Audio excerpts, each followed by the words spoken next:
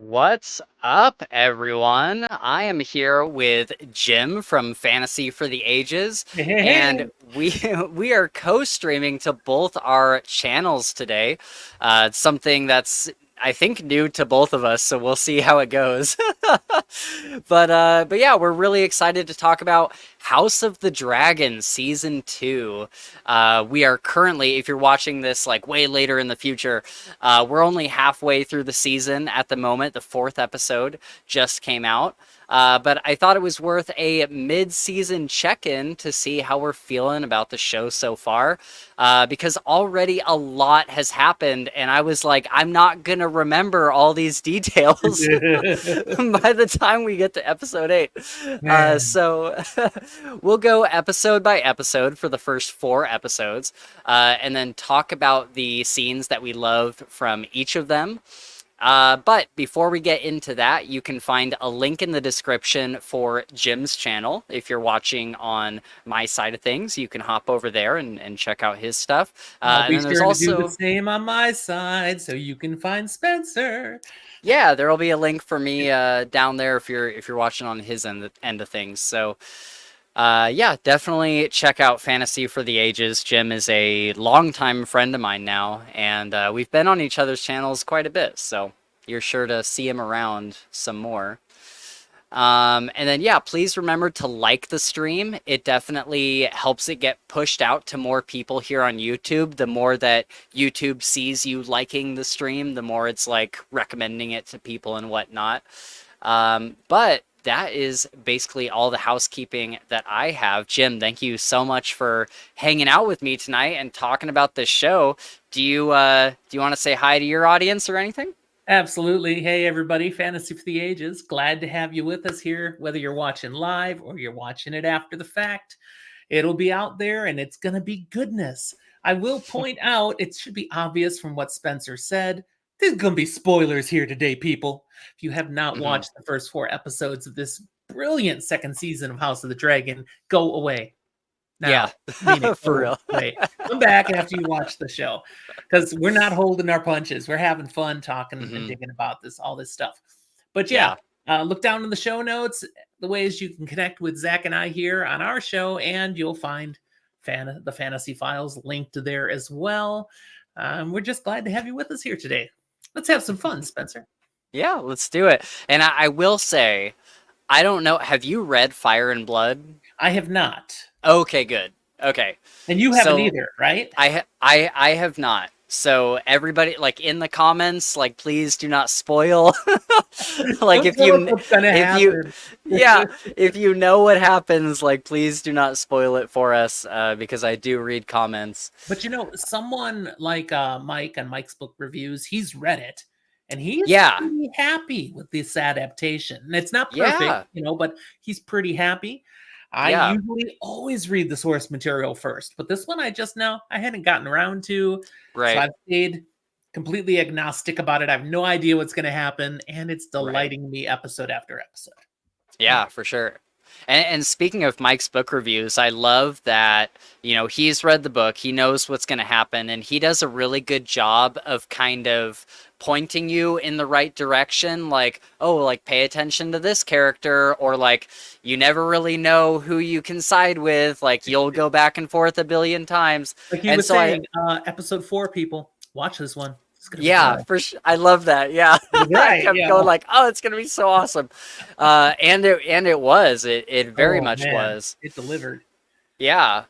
But I did want to ask you, while people are kind of filing into the stream and while we're kind of getting ready to talk about House of the Dragon, is there anything else that you've been watching? Have I been watching? Wow, things.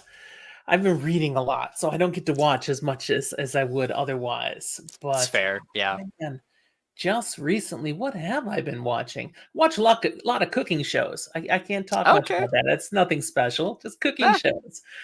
But I did recently catch up on my Planet of the Apes because have you seen the Oh, most recent movie, the one that came out this year? I have. I have Yeah. not. It's just now available to purchase to watch. Yeah. Oh, come on. I have all these streaming services. I'm waiting for Right. it to come out on that. And then I will. Right. But I've been pretty happy with the Planet of the Apes, the newer franchise. And I loved the old Yeah. back in the day when I was a kid, but this new stuff's been pretty good. Yeah, for sure. Yeah, I love the new Planet of the Apes movies. Uh, do you want me to tell you generally what I thought of the new movie, or do you want to go in completely blind? I want to be completely blind, but you can tell Okay. me if you liked it or if you didn't. I liked it. Okay, Yep. good, Yep. good. Yep. And I For will sure. continue with my plan to watch it soon. Yeah. Did you watch kind of in the same vein as that? Did you watch Godzilla minus one? I did. And Yeah. it was parts of it were good. I have to admit, I know a lot of people really loved that movie, and the Yeah. Godzilla stuff was great. Some Yeah. of the other stuff, I got a little bored. It's just me. Yeah. I walked out of that movie theater having such a different opinion than everyone. I went and saw it with like 5 people, and they Okay. all walked out saying like, "Oh, it was amazing. Like I loved it so much. It was so good." And I was like, "It was fine. Like it wasn't Yeah, bad. Like yeah, I just didn't I don't know. Like it felt like to me, it didn't feel like it was doing anything new. It felt like any other general movie. It felt like the movie's movie. Like it was just, it was yeah. like, Yeah, no, I I don't feel that. know. Yeah. Yeah. So, so yeah, but there is a show that I've been watching lately that I have to tell you about, Okay. because you really liked Ted Lasso. I did. And did you watch on the same like Apple TV? Did you watch Shrinking? I've watched part of the first season, Okay. and it's fallen away while I've been watching other stuff. Okay. So this show that I've been watching, I wouldn't say it doesn't get to the highs of Ted Lasso. Like it doesn't do the same thing that Ted Lasso is doing, but it Mhm. is definitely a heartwarming comedy. Like it is definitely like in the same range Okay. as like part drama, big part comedy, and they kind of meet in the middle. I would say it's more akin to Shrinking than it is to Ted Lasso, All but right. it's called Louder Milk, all one word, Louder Oh, Milk, and it's on Netflix. And this is a show that came out a while ago, I think in 2017, and I think it came out with it was just on some like weird service or channel or something, and it didn't get the views that it deserved because it just okay. wasn't in the right place. But Yeah. recently it's come to Netflix and it is blowing up on the internet. Like I am seeing Wow. clips of it all over the place. And basically what it's about is this guy, Loudermilk is his last name, Sam Loudermilk, and he was a like big like alcoholic, and then he got sober like I forget what the show says, like 6 or 7 years ago, and he has decided to he's like working as a janitor, but then what he does after work is he like leads these AA meetings, and he like meets with people and like tries to help them with sobriety. And it sounds really serious, and I guess parts of it can be, but where it gets funny, yeah, see, Nova knows. She says she says it's really good. I got her to Yep. watch it.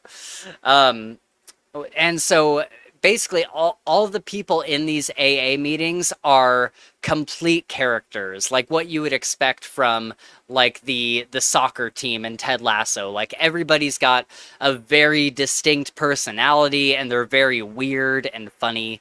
And so Okay.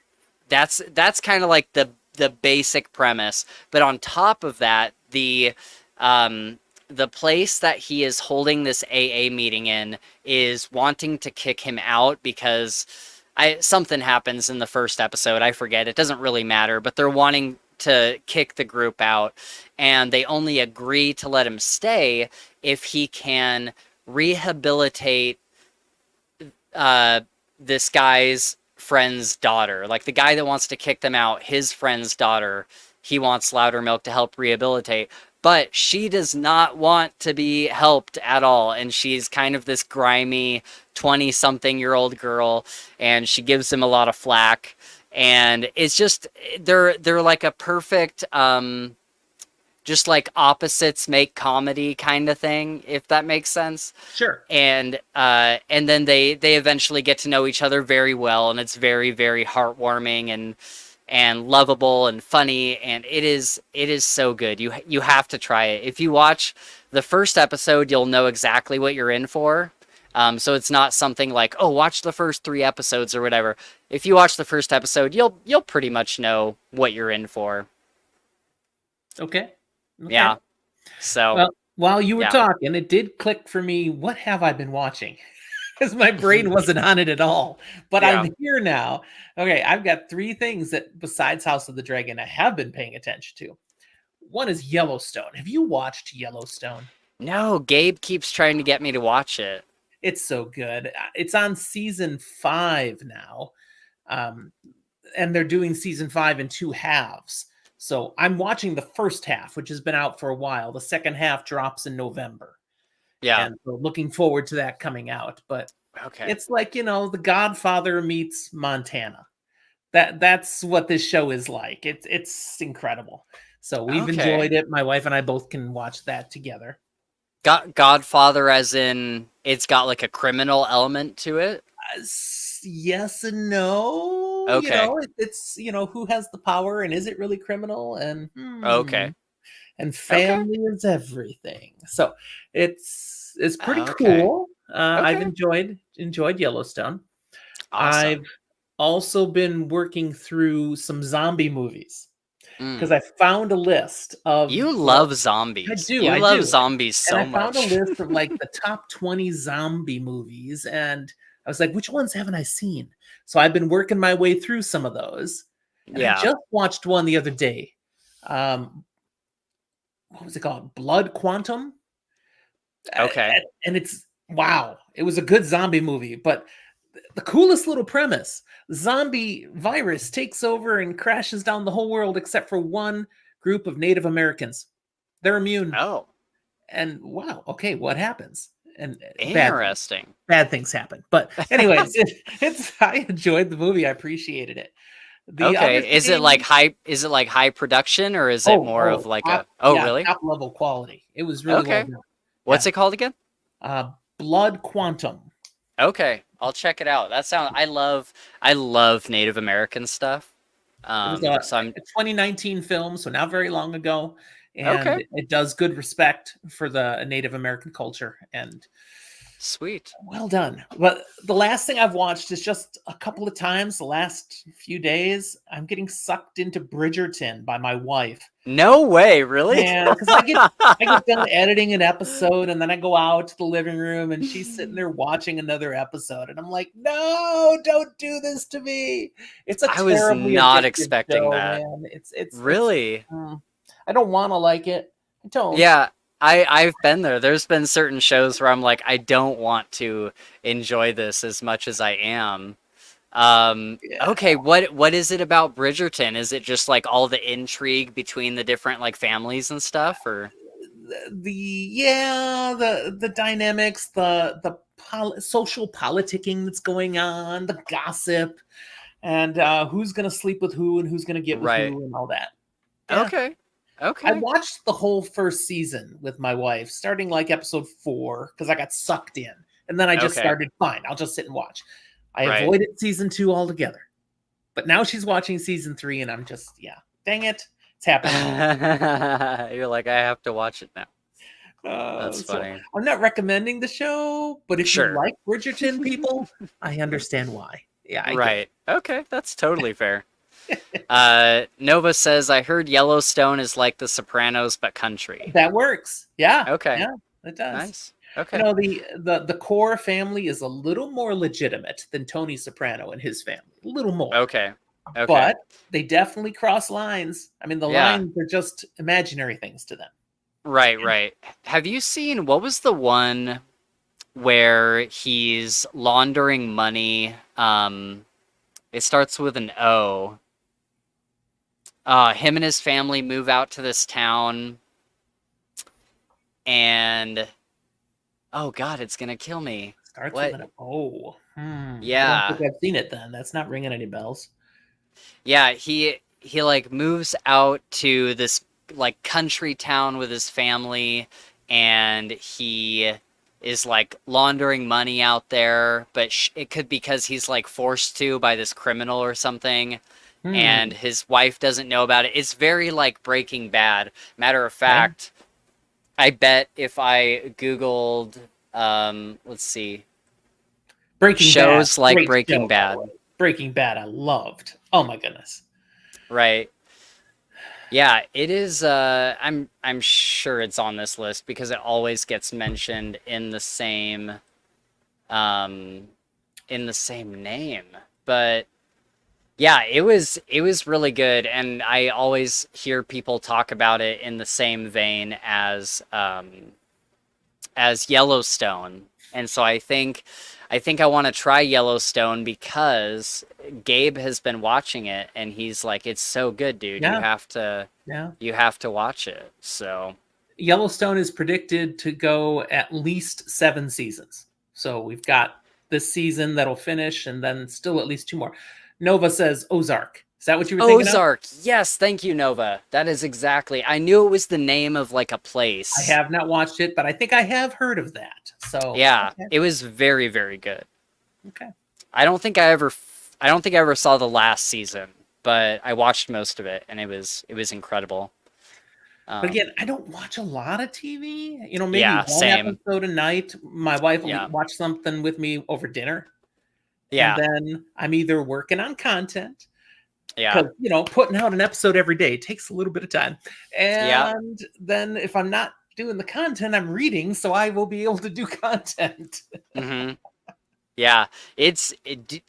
With this kind of hobby, it is very difficult to watch shows. I have to be really, really into something in order to make time for it. Yeah, Which yeah. which is like, I mean, I think that's the highest compliment I can give Loudermilk is that instead of reading or like playing video games or editing videos, I want to sit down and watch that show. Uh, Nova a while back got me into a show on Netflix called Sweet Tooth, and that was Okay. also very good. It's about these children that are born with animal parts, and they're like hunted for Ooh. their like genetic stuff. Like they're Okay. hunted by like Okay. scientists and stuff. It was pretty good. And speaking of reading, though, Yeah. Malazan, man, you've got to try Malazan. I am on book 9 now, which by the author's admission is really part 1 of the final book. So like book 9 and Okay. 10 go hand in hand. They were just too Okay. fat to make as one book. So it's Okay. book 9 and 10, but it has been such a ride. Oh my goodness. The best fantasy I've ever read. And again, I'm a Wheel of Time fan, Wow. but this is That's a bumped high it. This- compliment. Wheel of That's Time's number crazy. 2 now. Yeah. Malazan. Oh, wow. Dude, So yeah, Malazan, like people tell me that, and Malazan is just one of those books where I know it's not gonna be for me. Like I know that it's just one of those things where I don't like getting dropped into a story and not having any idea what's going on until I finally figure it out like 3 or 4 books later. I don't have the patience for it. But I'm glad that people love it. I'm glad that it's got a place in the community because I think those kind of books, you know, they deserve a community somewhere. It's clear that Steven Erikson is a really, really good author. I would never ever say that he's not. Um, but yeah, I think it's just one of those things where I'm like, I know I'm gonna be miserable reading that. in general, none of my book reviews do better than a Malazan book. Oh, I believe it, dude. Yeah, Yeah, we it's such a fan base for it, and I've got a whole bunch of people following along, and some of them are mhm, watching this episode now. I know, but they yeah, just want to know what's Jim going to think of that. What's Jim going to right, think of that? Because they're in remembering when they went through it the first time, and they're just waiting right. for me to get to each of these next things.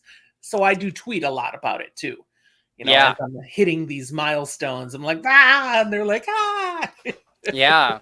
Yeah. I kind of talk about it in our recent video that went up today, actually. I think it went up this morning, where I introduce our new co-host.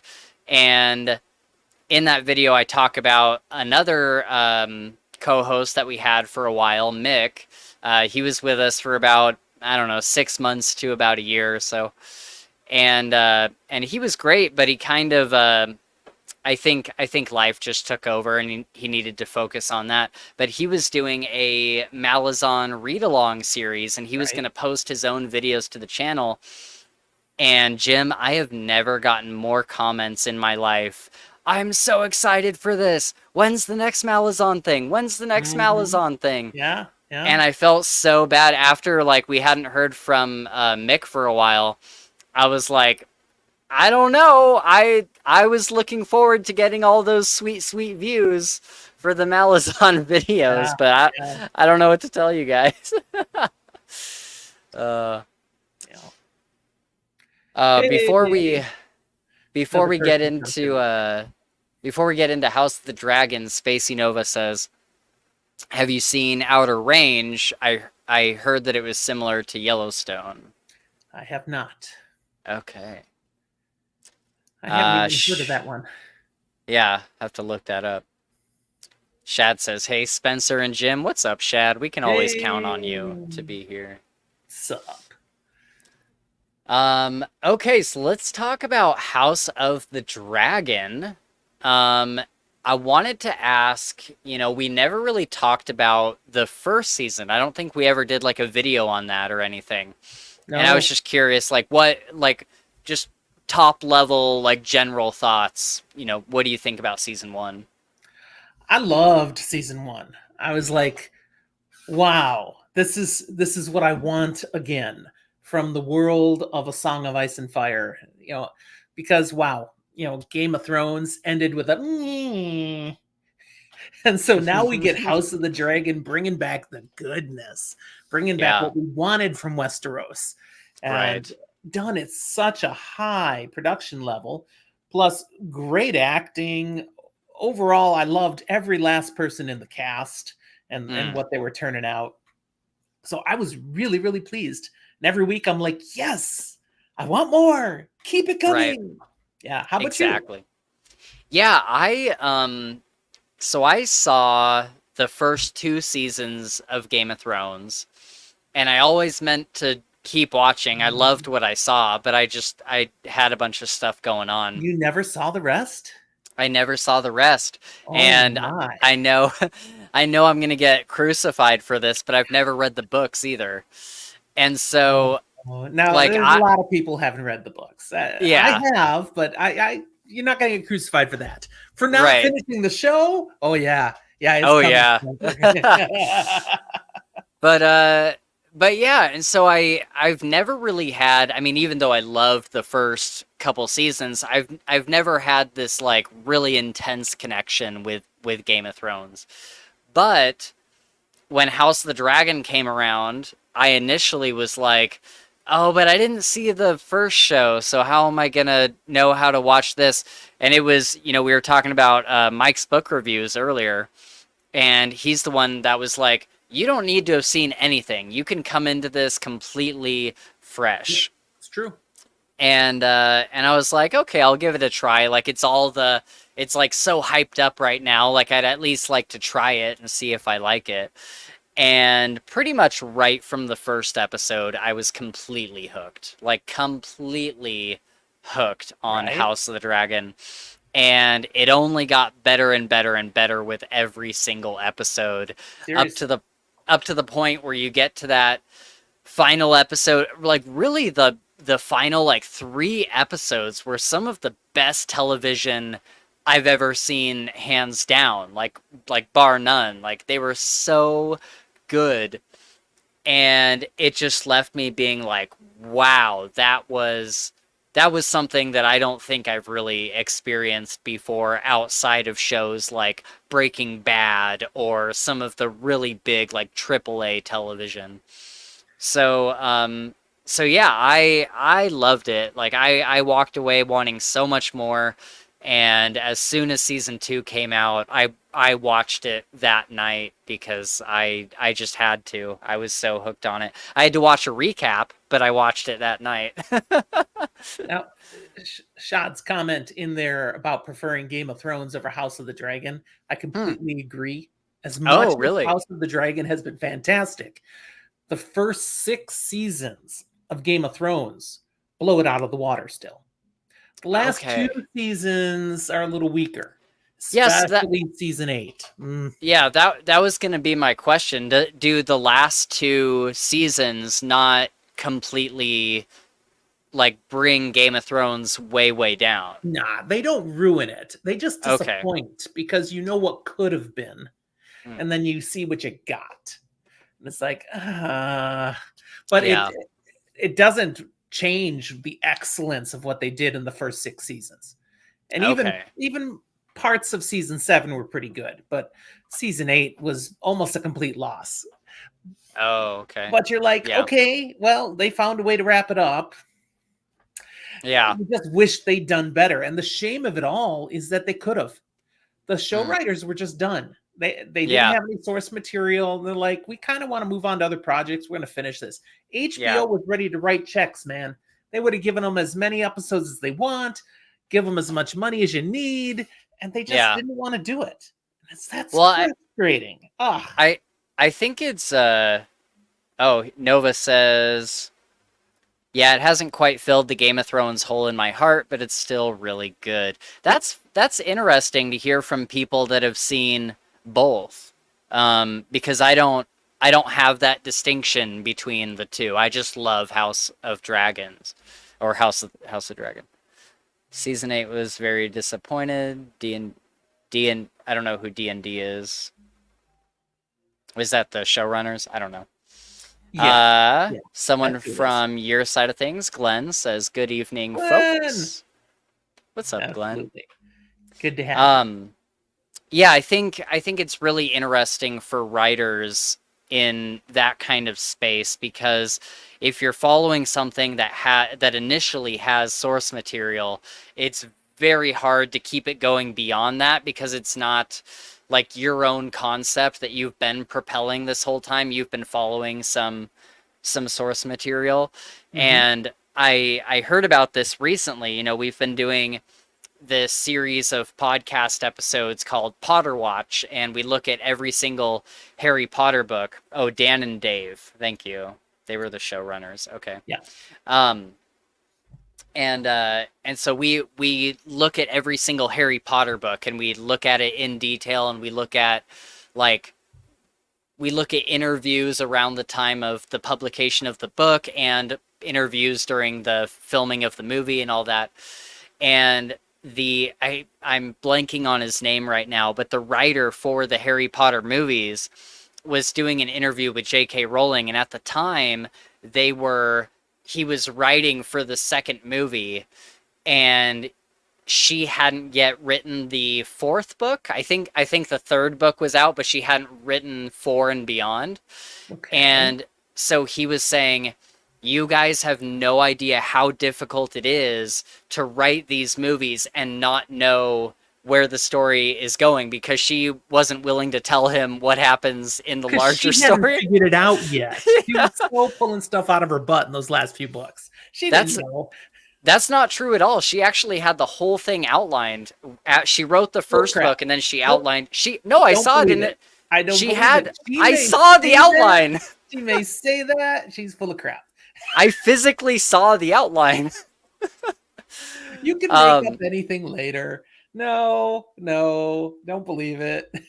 Oh man, you're so wrong. I wish I could like sit down for an hour and show you, but um Oh, but goodness. anyway, I think it's funny like I'm sure the Game of Thrones guys must have been going through the same thing because they're like, we don't know like where he was intending to go with the story, and I don't know if Martin was working with them on that last season or not, but just kind of Well, interesting. he executive produced.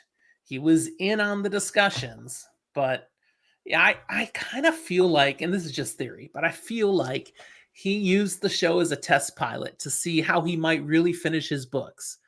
Hmm. And then he saw how badly that went, and that's why he hasn't finished the books yet, because he's trying to redo it a totally different way, and he hasn't quite sorted it yet. Yeah, I think that him and Patrick Rothfuss are in the same boat where, maybe season 8 was kind of how he was going to end it, but like you said, he saw how badly that went, and he's like, ooh. And I think Patrick Rothfuss is in a similar thing where everybody has kind of, like, so many people make theories for the Kingkiller Chronicles, and I think that he's seen them and been like, oh, well, they already guessed the ending. Now I have to figure out how to do something different. I've been I've been preaching that POV for a couple years now. I'm not sure exactly what that's referring to. That was what I said about the test piloting, and now he has Oh, to change what it's oh, going to I be. see. Yep. Glenn Right. and I are on the same wavelength. Absolutely. Nice. Nice. Well, okay, so clearly we both loved the first season. Yep. And then you're a big Game of Thrones fan. So, I guess before we go episode by episode, just general thoughts on the show, on the second season so far. Like, is it living up to the first, you think? I think it is. I think it's building on the foundation of season 1 and taking it new places, going even further. And uh, MVP so far for me is still Matt Smith. I Yes, love absolutely. how well he did in season 1, and he was coming out of other things he's done. I mean, a lot of people know him for his time on Doctor Who. He's done other Yeah. things too, but he created such a different character as Damon. And what Yeah. he's doing with that character in season 2 is just yes, it's Yeah. so good, so good. He's he's really come into his own as Damon. I was never like a big Doctor Who fan, but I absolutely knew his face from Doctor Who. Like I definitely saw him on all sorts of Doctor Who merchandise whenever I would go to a nerdy store or whatever. And see him on like t-shirts and stuff. very different character in Doctor Who. Very different. Yeah. But he when I first saw him as Damon, I was like, "Oh, that's kind of weird." Like it's just not how I like see him. But now when I think of Matt Smith, I almost think of him more as Damon than Doctor Who. Now I like picture him as Damon. Yeah, I feel that. He's really personified this role. Yeah. Let's see. House of the Dragon feels like an obligatory watch for me, having been a fan of the books for so long, despite how I feel about the books now. Not watching it is like not watching a new Star Trek or Star Wars show. I don't know. I gave up on Star Wars a long time ago. I haven't seen any of the new Star Wars stuff since Andor. Well, Andor was actually one where I'm like, eh. Wow, that's crazy. And I haven't watched anything since. Yeah. But I struggled to get through Andor. I'm like, the problem with the new Star Wars material now is I feel like I don't need this. Yeah. Like, it's I just feel bad about that, but I don't at all. I think the Acolyte deserves to burn and flop. Haven't even touched it. Yeah. And it's a little bit what Star Wars has become now, thank you, Disney, is what the Marvel Cinematic Universe has come to. There's too much. They've just glutted the whole... we can't comprehend all the content coming out anymore. We don't want to watch all that much. Less is more sometimes, people. Yeah. Yeah, definitely. Yeah, I think, too much of a good thing. I mean, what happens when you eat nothing but Twizzlers, like you just get sick of it. Diabetes, Spencer. Diabetes. Yeah. Well, I think it's fair to say that Star Wars has diabetes. Like I think that's an apt comparison. Shad says he's reading Fire and Blood this month, which is really cool. I was gonna read it, but then I was like, I'm enjoying this show so much that I kind of don't want it spoiled for me. Over, yeah. Yeah. I hear the Fire and Blood is a lot more than just Like a what we're history getting on the book. show, though. Yeah. Oh, okay. And the other thing about it that I've heard is that it's very much the unreliable narrator. Mm. It's telling history from different perspectives, so you're not getting necessarily the omniscient truth. You're getting Yeah. what this person thinks happened and what that person thinks happened. And so it's a very interesting read, but they're taking just pieces of it to create this show. And one person even told me, not even the best pieces of the book. Yeah. Okay. Okay. Interesting. So, yeah, when Huh. it's all over, I'll go back and read it. I'm with you. Okay. Yeah, yeah. Glenn says the only Star Wars that he's watched was Visions, which do you know what Visions is? No. It's like anime. It's like an anime what if Star Wars. And Okay. I've actually really wanted to watch it. It actually looks really cool. And then Young Jedi Academy, which is aimed at way too young of an audience. That's funny. Yep. I agree with Shad's comment, the one that follows that. Yeah. That one there, totally. I agree. It's been real hit or miss after Endgame. Yeah, it's kind of like that was it, right? Like the Endgame, man. That's done. Thanks for your money. Yeah. It's like, man, you should have rebooted it after that or something, but I mean, there've been a couple things since that I thought were entertaining, but nothing that's moved me to the degree that Avengers Endgame did. It's like, whoa. Yeah. Those were amazing movies. Yeah. Yeah. So yeah, my Winter, we would like that. That would be the next book. He's been talking about that more and more, right? I keep seeing more and more stuff pop up where people are like, done for like 6 years. I'm almost finished. Yeah, but didn't he go quiet for like a long time and then recently started talking about it again? Well, that's when he was busy cashing HBO's checks. Oh, okay. He was spending all his time at the bank. Okay. Yeah. I do hope we get it. I will read it, and the theoretical book 7. I will read it. Yeah. I enjoyed the first 5 books, but yeah, a little jaded now. Yeah, I don't mind. I don't mind reading an unfinished series. Like I love the Kingkiller Chronicles. Yeah. So I don't. Would be nice to have book 3. It would be. Yeah, I would. Oh yeah, of course. Like yeah, but. I don't put off reading Game of Thrones because of the last book not being out. It's more like it's just a time sink. It's just a time thing. All right. The entirety of The Expanse came out since the last book. See, that's so funny. That makes wow. Like 12 years now. It's been crazy. Yeah, that is wild. Okay, so the second season so far of House of the Dragon for me, I think I've really liked it. I don't think it's reached the, and I'm gonna be like specific here. I don't think it's reached the dramatic highs of the first season, like when Viserys comes, like they're all arguing in the throne room or maybe it was at the table, and Viserys comes in with half his face melted off. And he's like, "You will stop arguing," and he like gives like his big speech. Like, I don't think it's reached like that level of, oh my gosh, this is amazing. But there are some, like this second season is so good so far. Like, I have enjoyed pretty much every single episode. I would say that the third episode is by far the weakest one so far. It's the one where I was like, that was fine. And I think just because it was a lot of like just like talking and discussions, and there wasn't a lot of like action happening besides the twins fighting. I think that was the third episode where they fight, right? Yeah. It was the aftermath of episode 2 is what it was. Right, yeah. Yeah. But that twin fight was pretty awesome. Yeah. Yeah, dude, that was incredible. Like that, I was not expecting that, and I wasn't expecting him to kill himself at the end of the third episode. I was like, dude, come on! Like his mission was to kill the queen. What he accomplished was killing his brother. Right. It's like, Well, Oh. you're just gonna kill me now, so I'm just gonna take myself out. I just killed my brother. I feel terrible. No, Ah, that was her twin. That was Rhaenyra's guy that offed no, himself. that was Yeah. the other one. It was You hers. sure? Yep.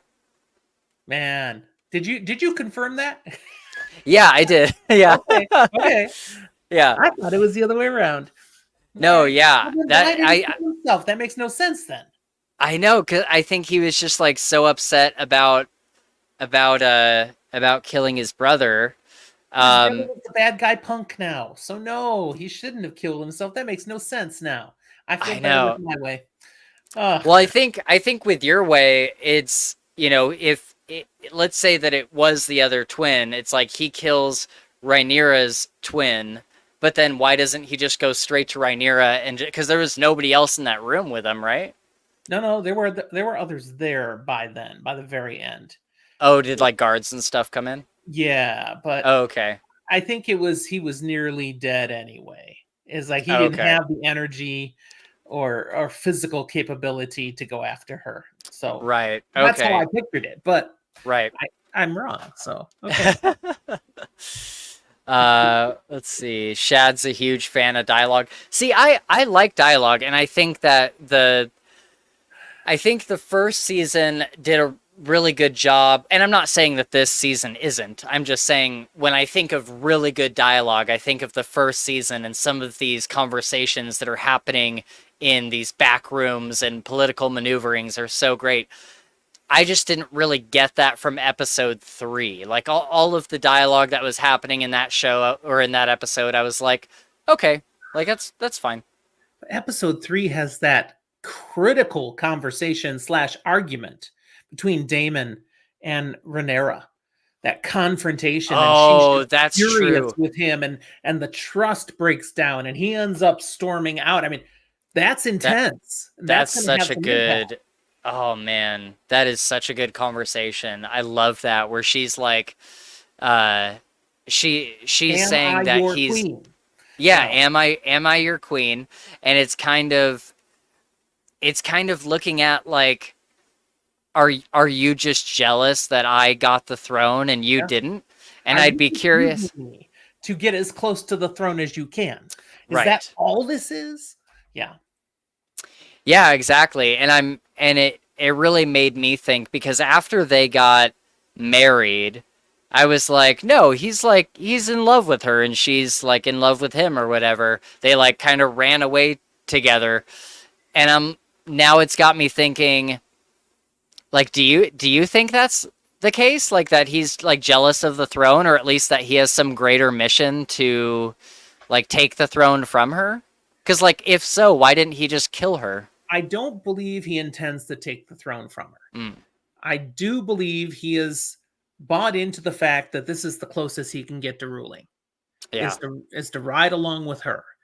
I Yeah. do believe he cares about her. Love? Nah, nah. He doesn't have that capacity, but he Oh, cares really? about her. She is a relative. She's someone he's been fond of since she was a young girl. Yeah. So there's affection, but Yeah. is it truly a marriage where they're definitely in love with each other? No, no, no, no. Yeah. This is convenience. This is how he can be. He can still have some of the power that he believes he deserves. See, okay, that's interesting because I always understood their relationship as it was almost this relationship of passion, of like we're gonna defy the odds and like run away together kind of romance. But maybe I misread it. Maybe that was it for her, but I don't think Oh. that ever has been it for him. Oh, I see. Yeah. Okay, I could agree with that for Yeah, it just sure. doesn't match his personality. He's too cold and calculating. Yeah. He wouldn't swoon for her. I mean, no, Right. that's just Yeah. not who he Okay. is. That's how I read it.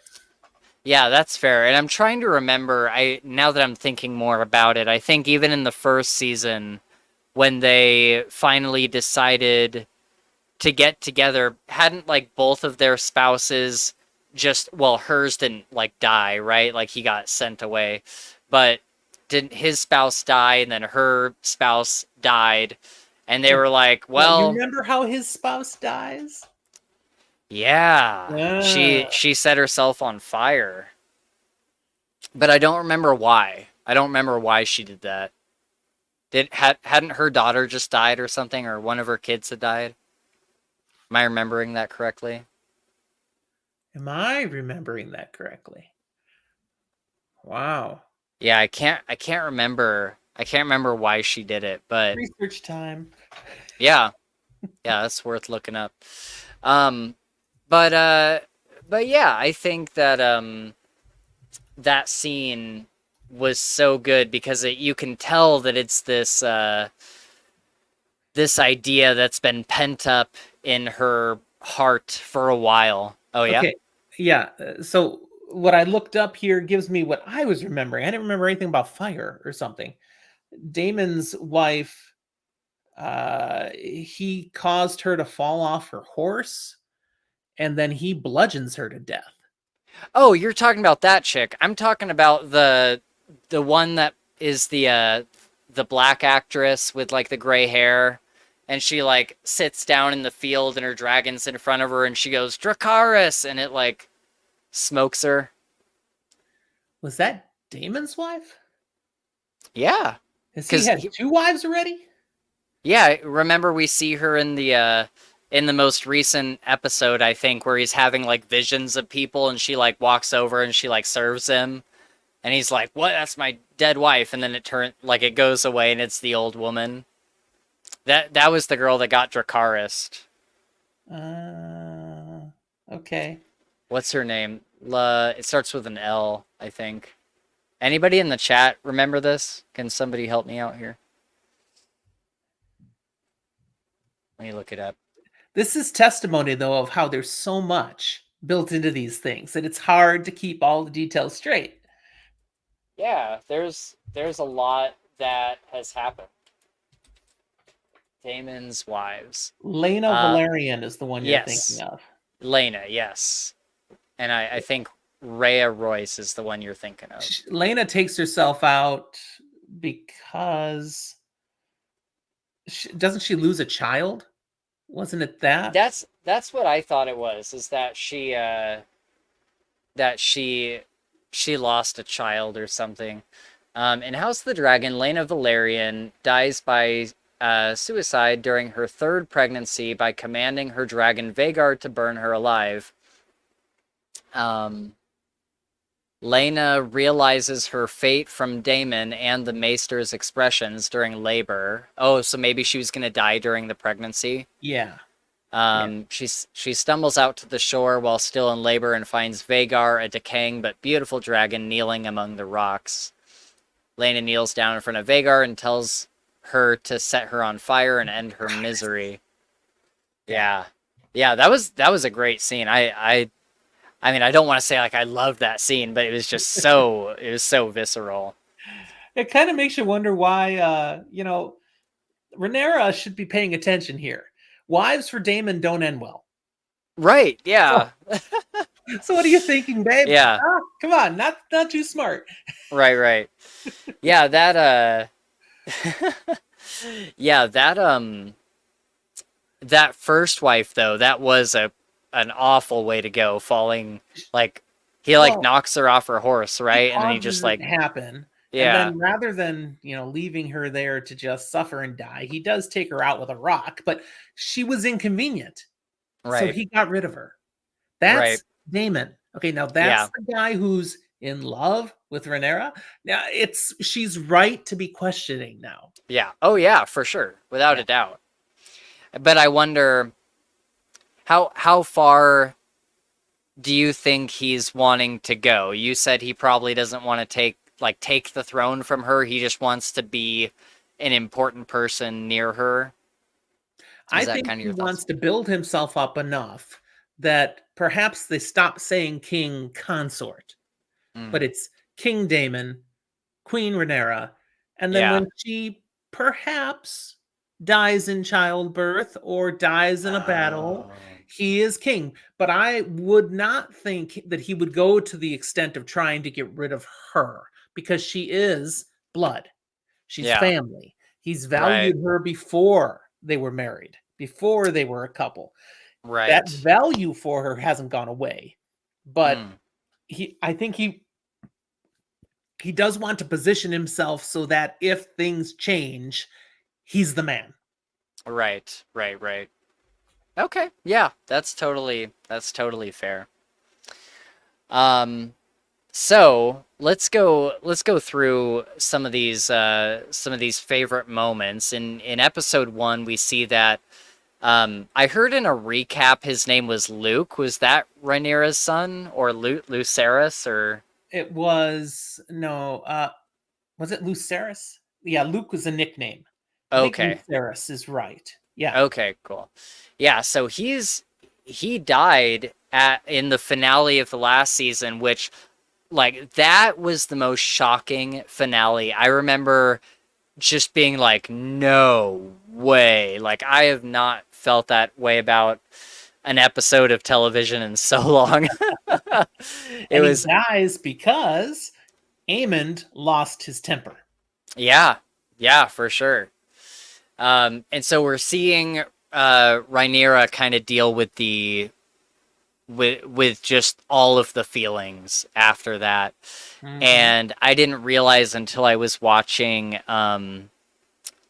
someone's YouTube video. I was watching some video and they mentioned that Rhaenyra does not say a single word the entire episode until the very end where she says, I want Aemond Targaryen. And that's the first word she says that episode. I'm like, oh, that's really because like I don't remember that, but like I felt that throughout the episode, this like boiling anger and Yep. despair.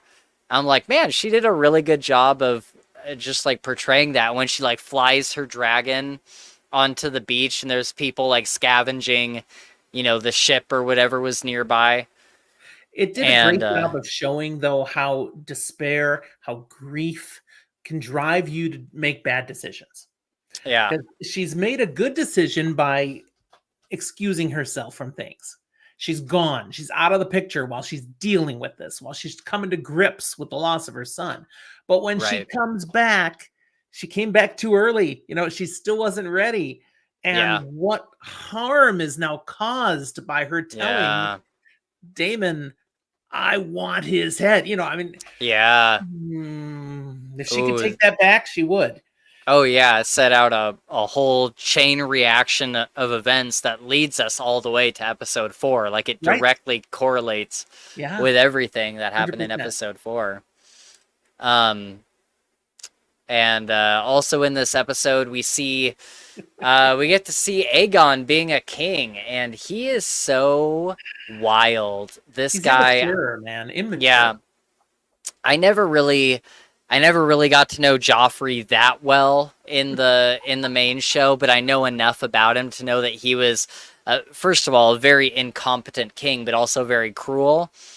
I don't always get the feeling that Aegon is cruel, but he's extremely incompetent. Like he is Yeah. Well, keep just in an mind, he actor of was a king. not trained to be king. He Right. was not supposed to be king. Right. It's a mix up at the very end that Yeah. sees him as king. So he is woefully unprepared.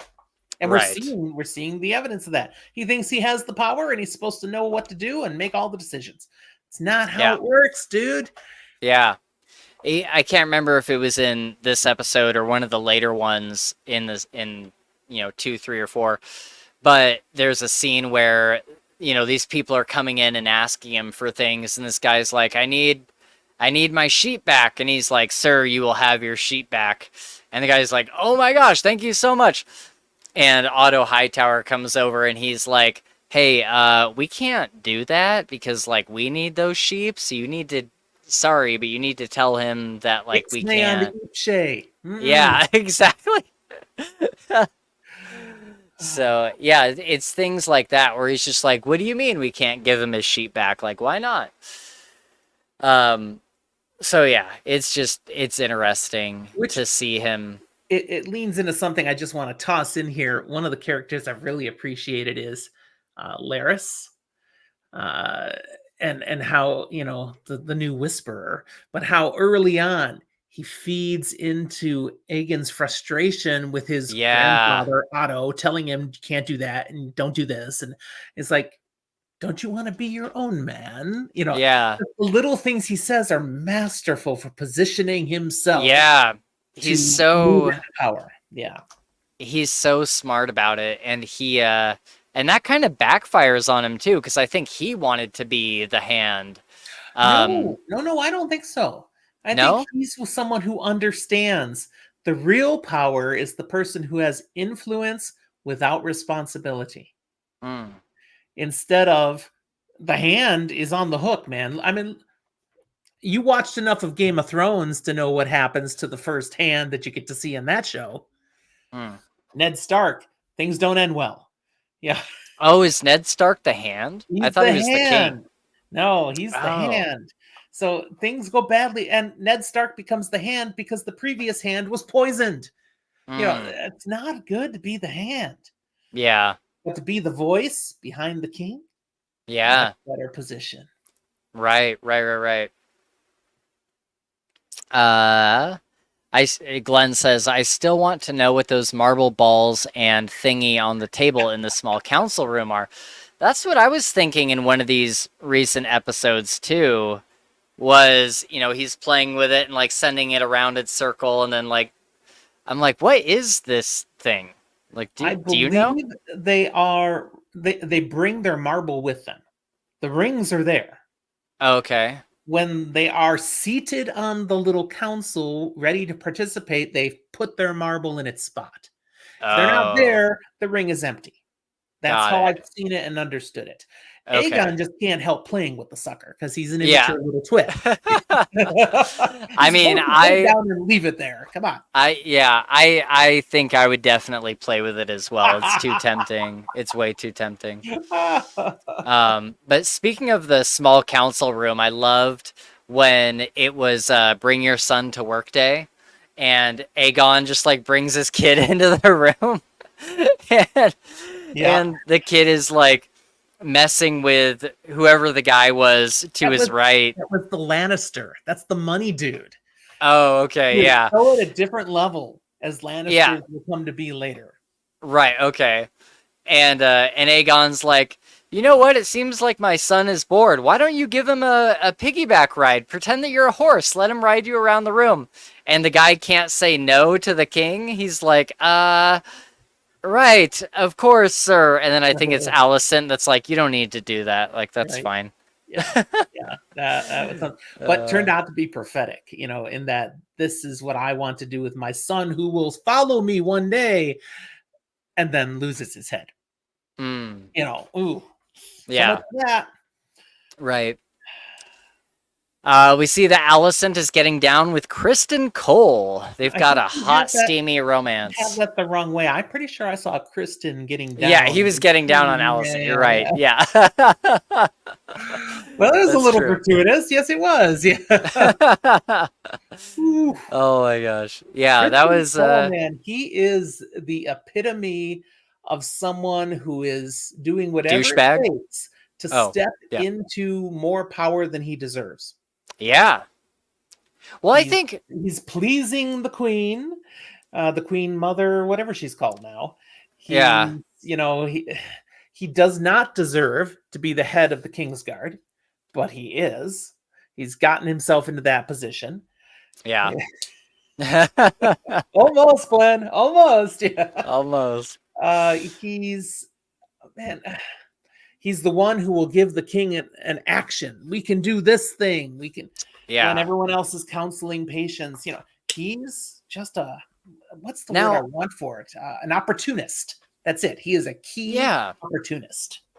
Okay. Do you think that he is I mean, I think he is now for sure, but do you think like at the beginning of this season he was specifically vying for power, or do you think things just kept getting handed to him? Because even when Aegon made him the hand, he was like, "What? Me? Like what? No!" Like, or do you think that's all an act? I think he's been vying for this stuff going back to season 1. I don't think this is who he was when we first met him. No, definitely not. in season 1, but then some things started to come into play when he was being asked to do more than he should, Yeah, he's or like, "Oh, I can play the behave, game." especially with Rhaenyra when he was supposed to cover for her, back her up on things, and nothing happened. Actually, good things started happening. And he Right. learned, I don't have to play by the rules. I can make up some rules and it will go better. And he Right. has just followed what he's learned. Yeah. Okay. So this is someone who you might say the system has corrupted, and now he is just completely corrupt. Right. Right. Right. Right. And then we see at the end of the episode, we see Damon hiring 2 guys to kill Aemond, and they say like, "What if we, what if we can't find Aemond?" And he says, "A son for a son," which is also a phrasing that is the total undoing of everything. And they kill Jaharis. That was a crazy scene. Like I knew that this show gets dark. I knew that Game of Thrones got very dark. But like them just like asking the queen, like, tell us which kid we're gonna kill, basically. And she doesn't she like point to one and they choose the other one, and they end up getting the boy, and they're like, they don't show them cutting off his head, but like we know what's happening. Yeah, you get the off-screen motion, you kind of understand. Yeah. It was twisted, man. And then she takes the other one to her Yeah. mom's room where she's going at it with Kristen Cole. Right. And he's just in complete shock. I thought Yeah. that actress portrayed such that a good job. really well. Oh She does yeah. not know how to react. She's totally, wow. Yeah. Yeah, and then they sew the head on later.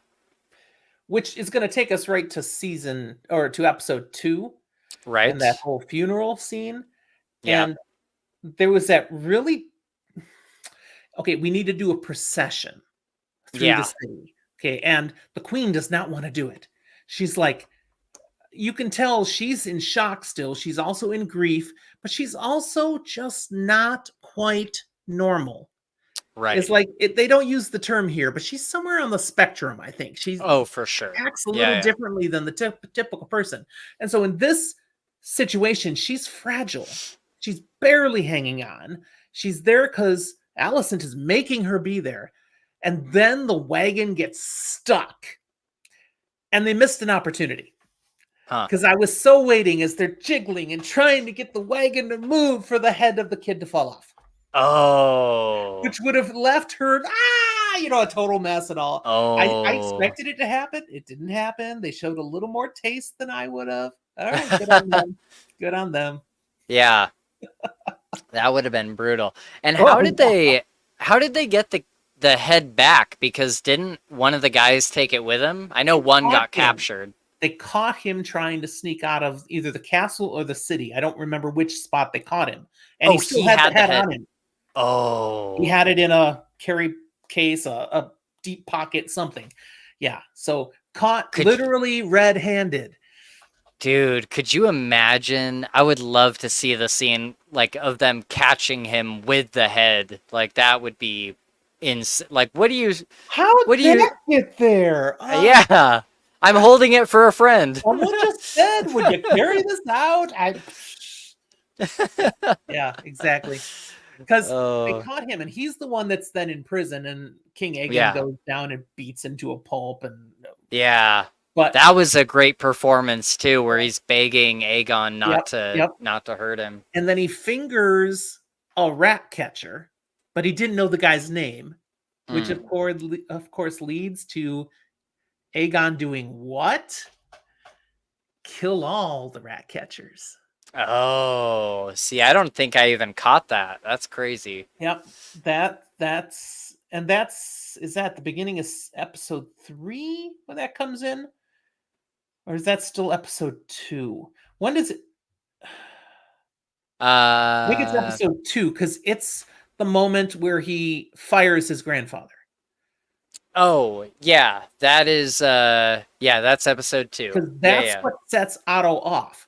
He's like, we have done so much work to try to spin things so that people are behind you.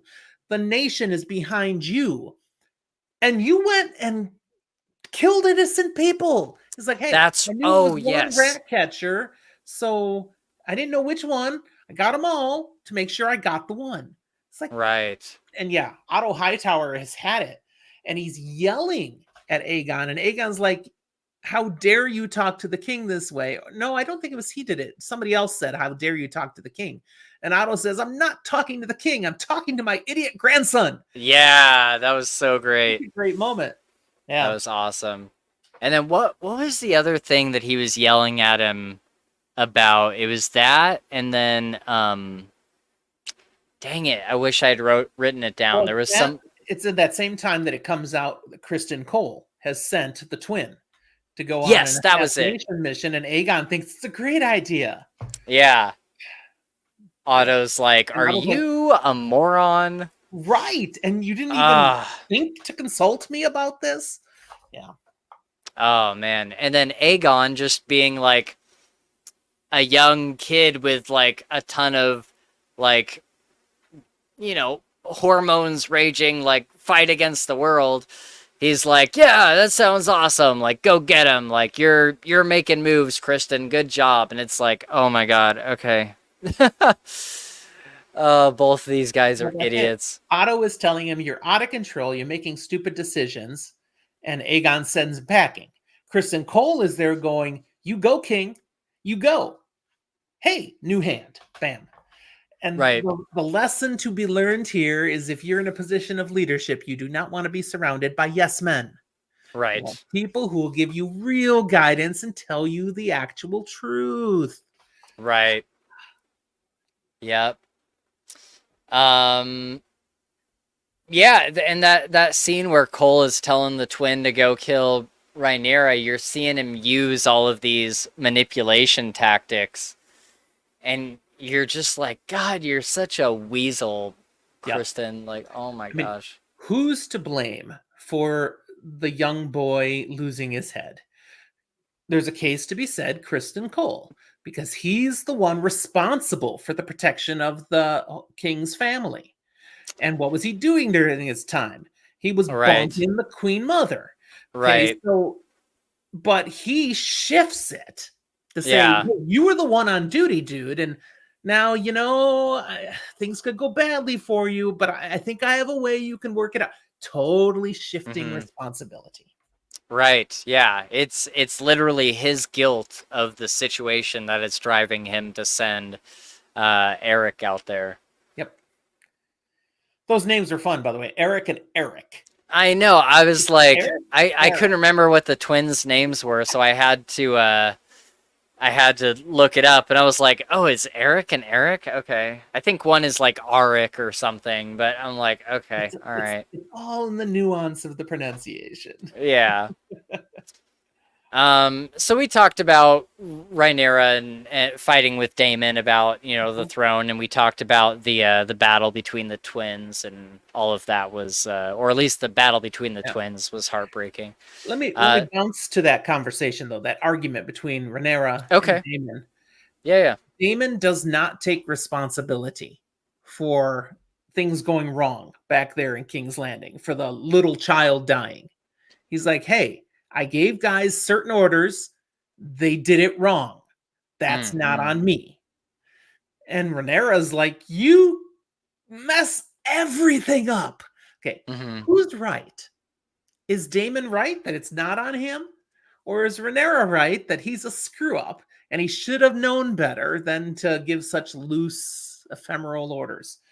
I mean, I think he gave like pretty distinct orders. Like, I think he knew what he was doing when he said a son for a son. Like, I think he knew how that would be interpreted and how that could go awry. I just don't think that he was... I think that he thought that Rhaenyra would congratulate him for any son on the other side that died. I think he actually thought that he would come out on top in the end. I think that argument at its roots flows from Rhaenyra's guilt, because she knows she's the one that gave Daemon the go-ahead. And the Oh, fact that's that it fair. didn't Yeah, work yeah. is not his fault. Yes, he has some culpability, and that's what she's yelling at him for. But it's Sure. really her fault, and she Mm. can't own that. She instead does the same thing Kristen Cole does with Eric. Yeah. She So shifts the responsibility. interesting. Yeah, that's got to be the case because I would imagine that's a bit of a theme throughout this episode. Interesting. Yeah. Okay. Yeah, I like that a lot. I think you're ready for us to talk about episode 3 then, right? I am. Yes. Yeah, so I really don't have much to say about this episode. Is there anything you want to talk about in particular? Because we Well, see we they see lean Cole's battle plan. into, and this goes back to season 1. Aegon and Aemond have not exactly had a real loving brotherly relationship. Right. And Aegon has put Aemond down at times, Mm. has belittled him, going all the way back to their youth. And here we see it again, that scene in the brothel Yeah. where he just starts laughing at his brother and embarrassing him. And but Aemond he's bigger than that now. He just Yeah. walks off. He's not going to let his brother get under his skin, but he holds stuff in. That's how Lucerys died at the end of season 1. It's because Right. Aemond lets things simmer. And so I think Mm. they're showing us in episode 3 there's a simmering burn inside Aemon about his brother, and Aegon better watch out. Is this the episode where they're sitting at the table and Aemond starts speaking in High Valyrian? No, that happens And in episode 4. I'm oh, pretty is that sure that's episode 4? earlier in Okay. episode 4. Yeah. Yeah, yeah. Okay. Yeah, there's definitely like a tension between the two. Yep. And yeah, we see that kind of culminate in the fourth episode. What what do you think of Cole's battle plan that he's got here? His battle plan. Well, he's got this plan. He's like, we're gonna go to this place and get all these supporters, and go to this place and get these supporters, and I think his battle plan's pretty good. right, And actually, it's pretty good because we saw Yeah. him in episode 1 or episode 2, I forget, working it out with Aemond. So this has never been Oh, Kristen Cole's plan. This is probably mostly Aemond's plan. And interesting. Kristen Cole had some conversation and part in it, but he's no brilliant tactician. Aemond is the one Mm, driving this plan. That's my belief. And that's what we see yeah, when Aegon and Aemond start talking High Valerian at that little council meeting. yeah. Aemond Okay, has set things in motion and didn't include Aegon in the conversation. right. Okay, yeah. Interesting. That's how I read it. Again, I could be completely wrong. If anybody in Well, chat knows I'm wrong, feel free to let us know. But that's how it looked like. All right, Glenn agrees. yeah, because I do remember there was that scene. Wasn't it Kristen Cole and Eamon that were sitting at the table, and Otto Yes. Hightower comes in, Yes, and he's like, "What are you guys doing?" Yeah, exactly. yeah. Okay. They were working it all Um, out, and yeah, it's a good plan. and he's And I got think he. I think it totally would have worked. From Aemon's perspective, and we have to wait to see with episode 5, but from Aemon's expected perspective, it may have worked out even better because ding dong, the king is dead, and Yeah, at least we think the king is dead. It was hard to see, but yeah. it looked like he was toast. Oh yeah, I assumed he was dead, or if he's not completely dead, then he's going to be. Like I don't think there's any I mean, way. I looked at a still of that shot. They show it so fleetingly with Ah, him laying there by the dragon, Aegon, but you can't really make things out clearly. So if they were to turn around in episode 5, oh no, Aegon's in the hospital now. He's gravely wounded, but he's gonna potentially survive. It wouldn't shock me. right. Okay. Let's see. So, oh yeah, so did we talk about Aegon humiliating Aemond in the brothel? That was an Yep. interesting scene. Yeah. Um, oh, Rhaenyra hiding her dragon eggs in other kingdoms. Yeah, we see. Take did I these eggs understand this over to correctly? that other place. Yes, that's a little, pardon the pun, Easter egg for Okay. things that we'll see in the future. I think those are the three eggs that That's what I Daenerys was wondering. Targaryen is going to get Okay, that's what I was much later. wondering. Yeah, yeah, yeah. I don't know that for Would sure, but I think did so. they take that? Did they take that long to hatch? They go dormant. And that's what Okay, happened. Those eggs, when they're given as a gift to Daenerys Targaryen, nobody thinks they're hatchable. They're right, just these relics, these old dragon eggs. And they right. don't hatch until she goes through the fire with them. And it's the Oh, fire okay, that rekindles them. And baby dragons, yay! okay. Interesting. Um,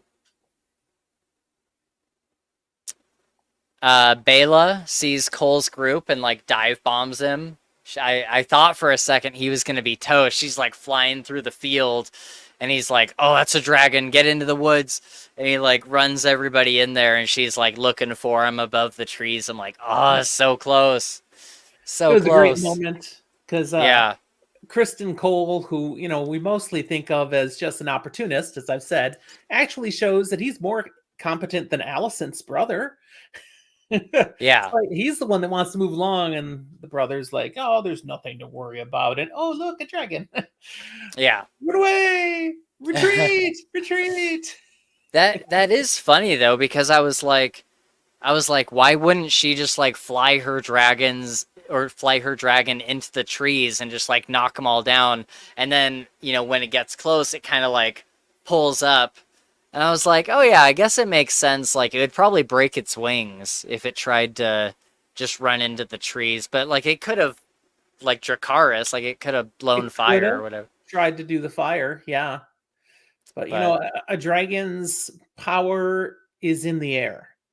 When it's on the ground, it's not nearly as strong or as safe. oh, really?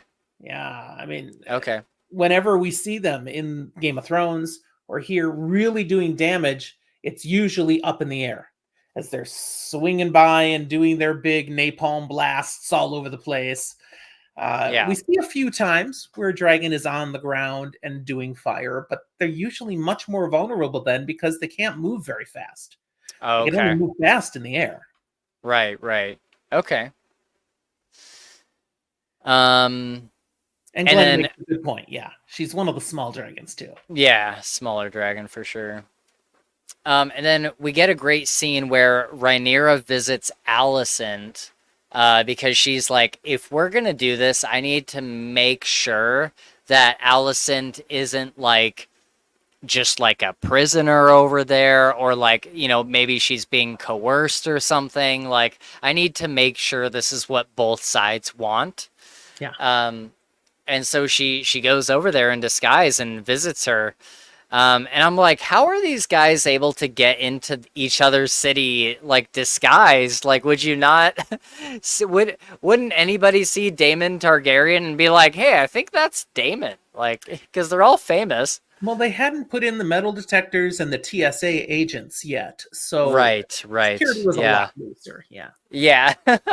It's true. It's a great moment, that conversation they have, though. Yes. And what I see clicking at that moment, and we see hints of it then in the next episode, is Alicent realizing she made a mistake. You think so? Yes, the light bulb goes off. Deep down, she knew it never made sense that suddenly on his deathbed he'd Yeah. want Aegon to be king. But that's Right. what she heard, what she wanted to hear, Yeah. and ran with it. And now she hears through this conversation with Rhaenyra a different interpretation of the words that the king said on his deathbed. Yeah. And in her mind, she hears, oh, Yeah. that's what he meant. Mm. But her final words to her is, in the end, it doesn't matter. It's too late. He is Right. king. Deal with it. Yeah. There's no takebacks. Right. Yeah, because it does. She doesn't Laris say comment on her like reading history books and stuff. It's like, oh, I wonder if Alicent is like looking into it now. She is second guessing now and double checking things because now she has doubts. But I don't know if that's going to bear any further. Well, it doesn't matter now. Right. Probably Yeah. doesn't matter now. Right. Yeah, I thought that was super interesting. I thought in the moment it was her just like holding on to this prophecy, or like she didn't know it was the prophecy, but holding on to this thing that the king had said and been like, no, Aegon is king. Like he's supposed to be king. Like you are not. And it's like, yeah, why would the king choose him instead of Right. It made no Rhaenyra? sense. Yeah. Yeah. But yeah, that was a great scene. I thought it was interesting to see them. Oh, hey, John's here. John, welcome. I've come here to chew bubblegum and shit on George R. R. Martin, and I'm all Well out of done. bubblegum. Good they Yeah. reference. Yeah, I thought it was a great scene because it's you know, this whole time it's like these two heads of these factions have been separated, and it's like, what would happen if they tried to have like a civil conversation? And I was really surprised that Alicent didn't try something then and there. Like, I'm surprised that she didn't try to just kill Rhaenyra. And Well, she yeah. did pull the dagger, didn't she? Or was it Rhaenyra? Oh, did that she? pulled the dagger? I thought it was Alicent pulled the dagger and Rhaenyra grabbed her arm and said, "Nope, I'm just here to talk." Yeah. Yeah. But yeah, I guess that leads us into episode 4, and I think I probably baby. have the most to say about episode 4. Episode 4, man. Yeah. And Harrenhal is a crap hole. Yeah, and it's haunted. Yeah, and this goes back to an earlier Targaryen who did this to Harrenhal when they tried to resist the original invasion by the Targaryens. I don't know if someone else laid no, huh? Yeah. So what is this? When the Seven Kingdoms, when Westeros was originally being taken over by the Targaryens, Harrenhal held out. I said, no, we resist. We are not bending the knee. And so a dragon came and totally destroyed the castle. And so what you're seeing is what's left of the castle. Oh, okay. Okay. And why does Daemon want it exactly? Because it is technically the main power, the primary power of the whole Riverlands section. So all the other lords owe fealty to Harrenhal. And even though nobody's there? Well, there is someone there. Yeah. There's a place holder. Yeah. It will become abandoned later, but at this time, Harrenhal is not abandoned yet. They are still there. Although I guess the nominal lord is Laris, who's back in King's Landing. So, and he doesn't really care about the castle. He's like, yeah, that place sucks. And I have all the money. They don't. So it's right. Right. Okay. Glenn says it was the largest castle built in the whole Seven Kingdoms and at a very strategical location. Okay. So is Daemon maybe hoping to like bring it back to life and like get it moving again? Do you think that's kind of his intention? He doesn't care about Harrenhal. It was the place to which all the others should have to answer. So he's just getting their fealty, calling the other lords to respond. Unfortunately, that didn't come together as quickly as he would like. It's been a little slow, partly because Harrenhal is such a crap hole. Right. And he talks to that one kid, and he's like, you need to answer for your grandfather or whatever. And he's like, I respect him too much. Like, I could never do that. And he's like, well, how about you just kill him, and then you'll be the new lord. And he's like, but I love him. Like, I couldn't do that. And Damon's just like, oh my God. Okay, well, you're useless. Go away. Yeah, Um, seriously. yeah. Ugh. And then what was this thing with there was two families. It was like the Blackwoods and something else. Yes. And their rivalry went back like thousands of years or something. Yep. Those are, I believe, the two families that are right at the edge between the Riverlands and the North. Okay. And they kind of border each other, and they just hate each other. Yeah, it's like the Hatfields and the McCoys. You know, they're always ready to go to war against each other. And Okay. the one family had sided with Rhaenyra, the other with Right. King's Landing with Aegon, and then they got into a spat and pretty much killed most of each other. Does that continue on into Game of Thrones? Like, do you see them again? And The families are still there. I don't recall the specific animosity Okay. still being highlighted though. Okay. And then we see Daemon hallucinating. He sees a young Rhaenyra who's like speaking to him and like frustrating him, and he beheads her. Well, and then that one woman who's there in Harrenhal slips him a mission. Yeah. What was up with that? She's like a witch or I something? think she's a little bit of a witch, a potion. Yeah. You know, yeah, there's something going on there. That was weird. Yeah, that was interesting. She hands him that cup, and as soon as she did, I was like, don't drink that. And then he did, and then he wakes up the next day talking with meeting, middle of a meeting. Yeah. Yeah. And that guy's like, Daemon is a little smarter than that. Yeah, for real. I was like, what the heck? But it's nice to have even our evil, strong-willed, mean schmucks show that they're not perfect. They're flawed characters too. Yeah, for sure. And yeah, he wakes up in the middle of the meeting with the Blackwood. I think that's their name. Yeah, the Blackwood kid. And he's like, yeah, we'll join you. That's no problem. And I think it's funny, even when Daemon shows up to Harrenhal, he like comes in all his armor and like a sword, and he's like, I'm taking over Harrenhal. And like the guy that runs it is like getting down on his knees. He's like, I have no problem with that. That's totally fine by me. In fact, I'm more than happy for it to be your problem, not mine. Yeah, exactly. He's like, you have no idea. Like, that is totally cool. So I thought that was pretty funny. Yeah, we both yawned and we made Glenn yawn. That was good. Oh, did we? Oh, that's funny. John says, color me surprised that this show is good. After season 8, I was prepared to never watch Game of Thrones again. They're earning some redemption, John. They needed it. Yeah. Yeah, but it's not the same showrunners. You know, it's someone fresh, right? You know. Oh, is it not? Is it not the same showrunner? I don't think it's the same guys. Oh, I assumed it was. Oh, man. I got to do research again, but I'm pretty sure it's not the same guys.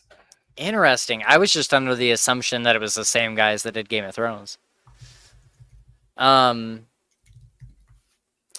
So yeah, we talked about Alice Rivers. Yeah, she gives him a drink. Totally different guys. Yeah, the other guys are done with this world.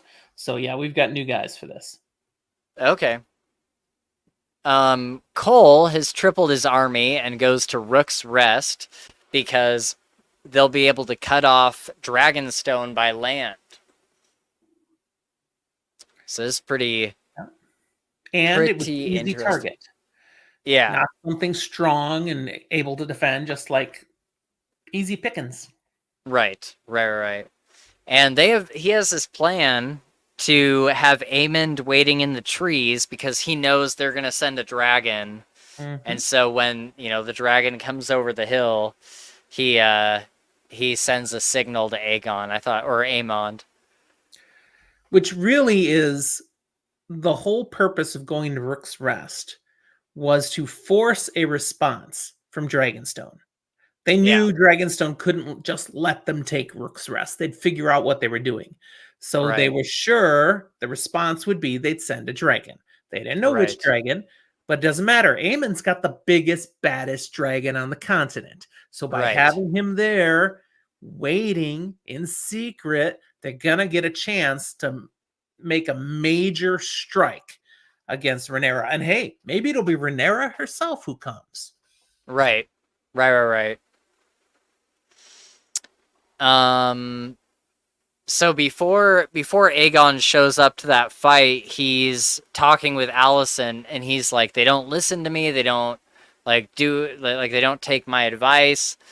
And she basically tells him, does the crown on your head instantly grant you infinite wisdom? Like, you're not like ready for any of this. Like, you need to just let the others handle it.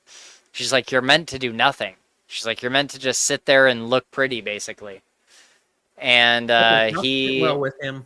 yeah, he's kind of humiliated by that, and so he's like, I'll show them, and he hops on his dragon to fight at Rook's Rest. Now, first, of course, he imbibes a bit. So, Yes. He's drunk He's drunk driving that dragon. Yeah. Yeah. And then there's also a little side scene in this where Rhaenyra notices that Corlys has a bastard son. Now, They don't say it outright. that's not the connection I had gotten at all. I hadn't got a connection yet, though. I was still going, what's up with this? What's going on with this? I don't understand. Did you look that up, or did you just infer that? I think I probably saw it from a recap, and it made more sense because at the time I was like, why is she being so kind to this guy? But then she says, God, I'm forgetting the actual quote. She says something about him being out on the sea, and he like dismisses it. And so I think the recap person, because the person who recaps this, I highly doubt they read the book. So I think they took that quote and they just inferred that it was a bastard son. Maybe it's not. I don't know. It makes sense that that's the connection then. Yeah. Okay, Glenn, yeah. Yeah, because that's interesting. Kind of sad, I guess, but yeah, she yeah, for her, and then that could be the triggering factor that she's willing to volunteer to go on the mission. Oh, that's a good point. Yeah, maybe she's so distraught because it seems like they otherwise have a great relationship. Like, it seems like they otherwise have like a really, really good marriage, especially compared to all the disasters around them. Right? Yeah. But I have sensed that what's his name? Corlys. Corlys, thank you. Corlys has been diminishing this season. He was a much stronger, more vibrant character last season. And then things got hard. He's had a rough road to hoe, and I don't think he is what he once was.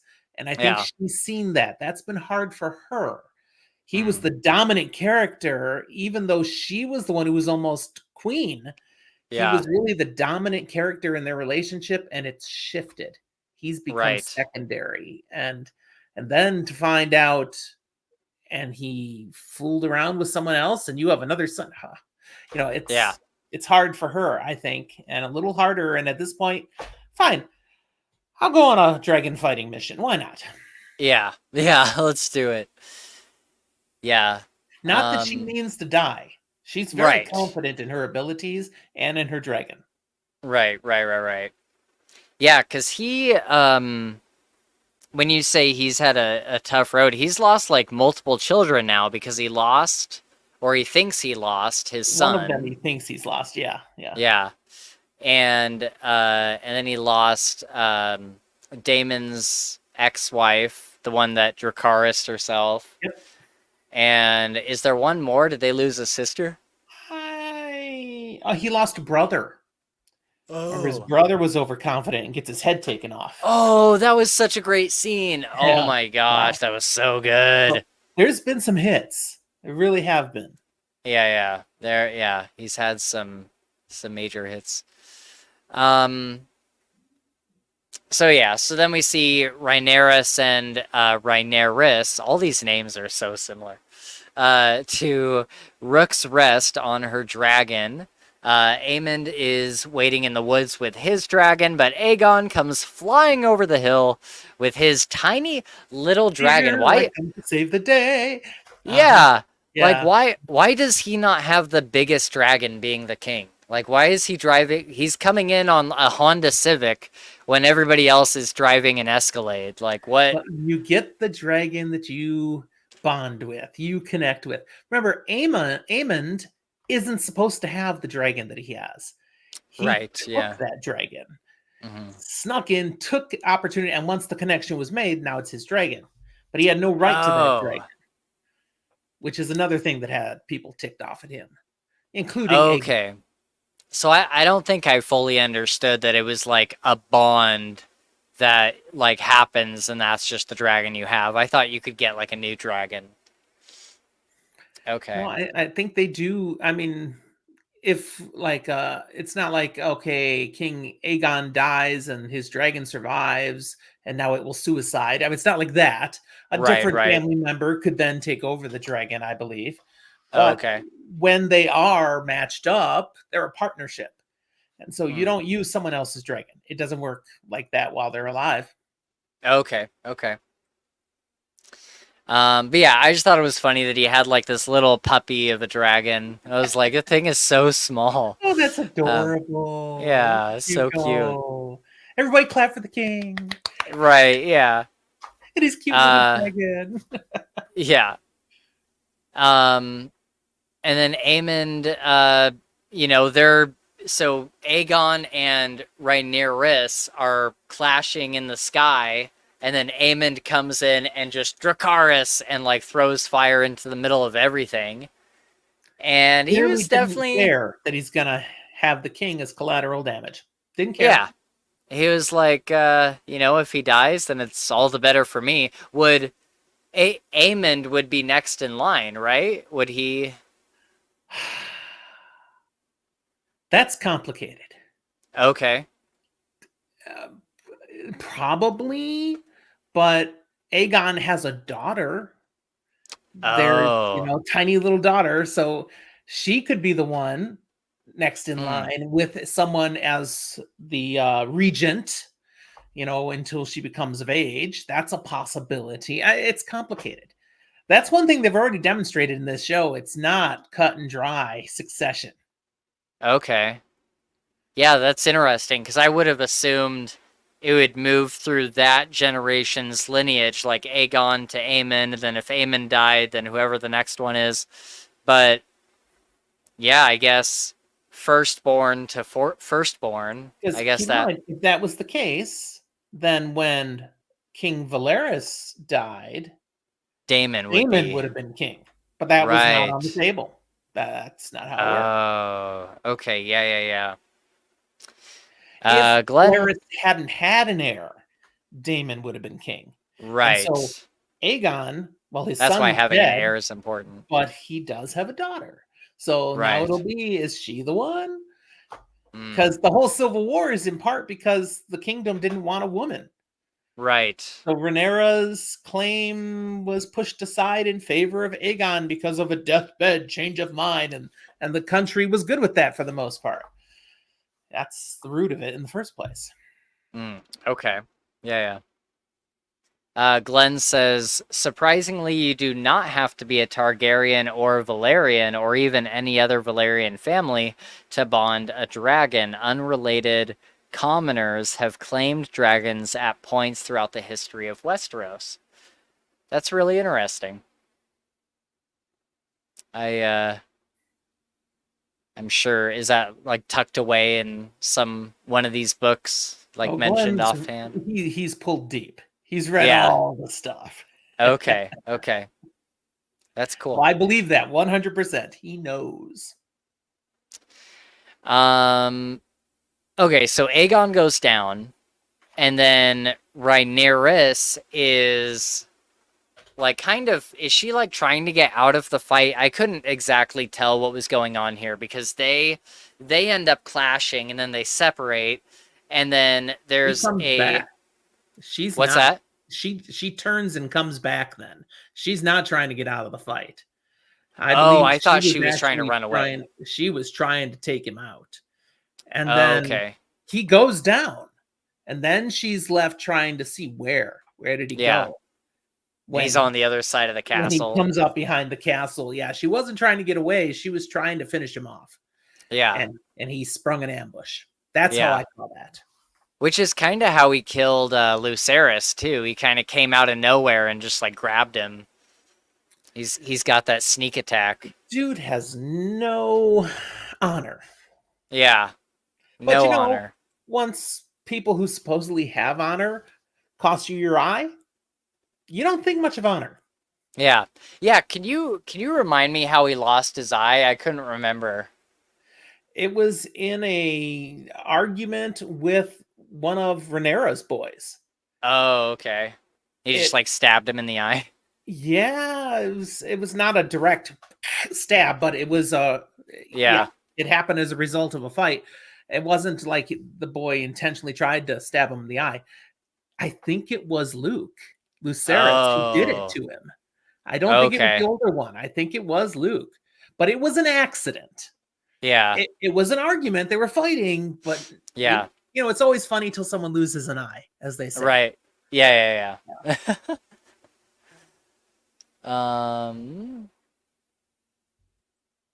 So yeah, she goes out. Bam.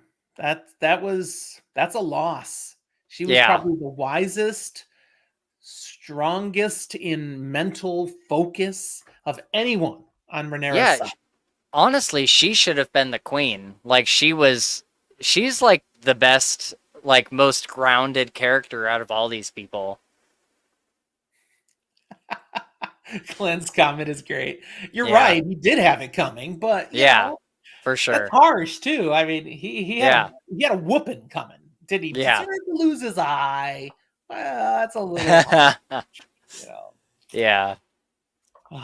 But yeah, I remember that scene where, Rhaenyra's dragon gets bit, and then she's just like falling down that shot, and like everything burning below her, and she's just like falling, and like this dragon, like, dude, I felt so bad for the dragons in this episode, like just the way, one will get hurt and it'll make that sound. It's like, oh, like that sounds like my dog getting kicked or something, like I don't like it.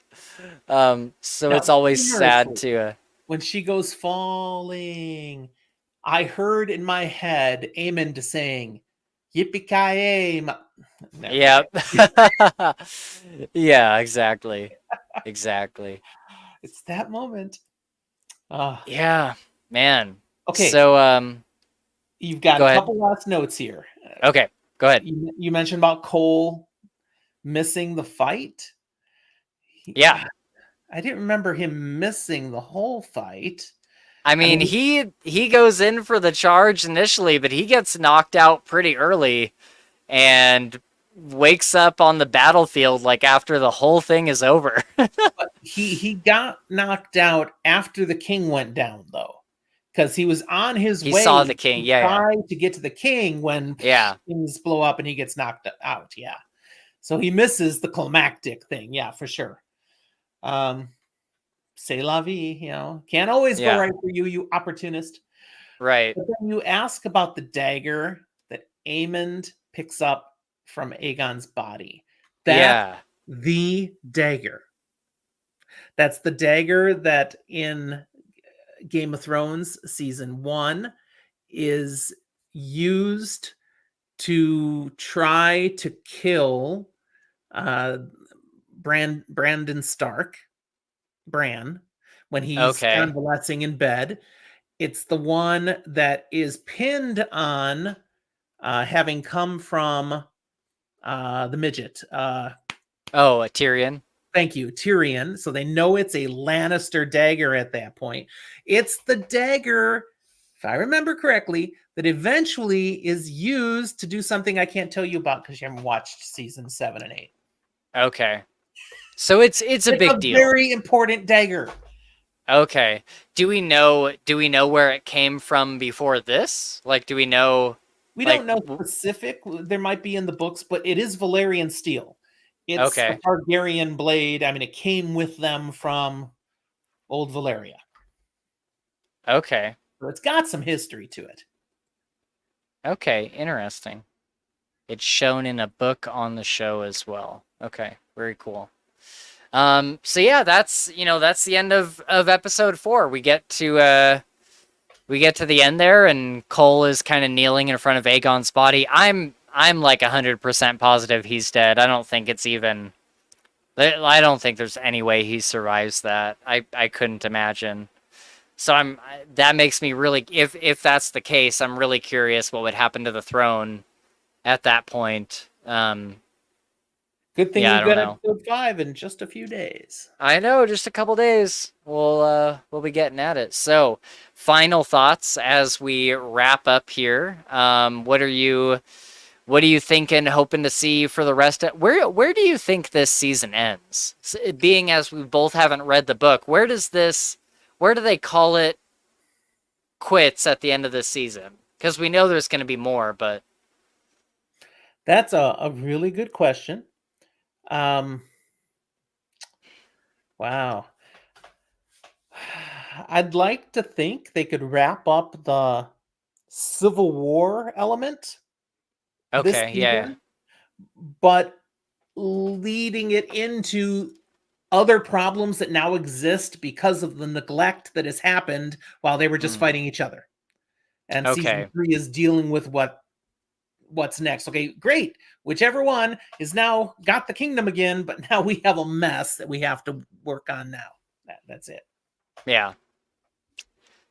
Shout out to John. He says, thanks for the streaming, guys. I'm setting up my stream for tomorrow. He's going to talk Dark Tower with Mike, Nerdy Narrative, Talking Story, and Chase. Wow. Man, that's cool. I didn't know Mike Good was going to crowd. be there.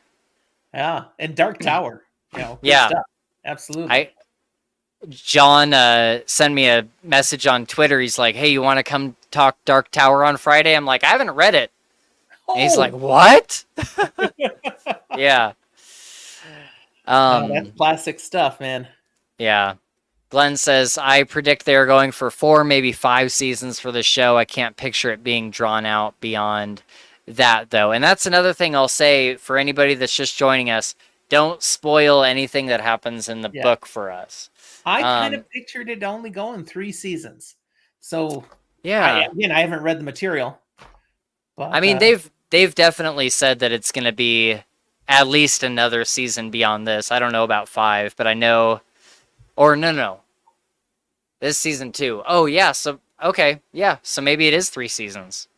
Because, yeah, at the end of this season, do you think that they finish up the war between Alicent and Rhaenyra, and then it's one unified people again for the rest of the show?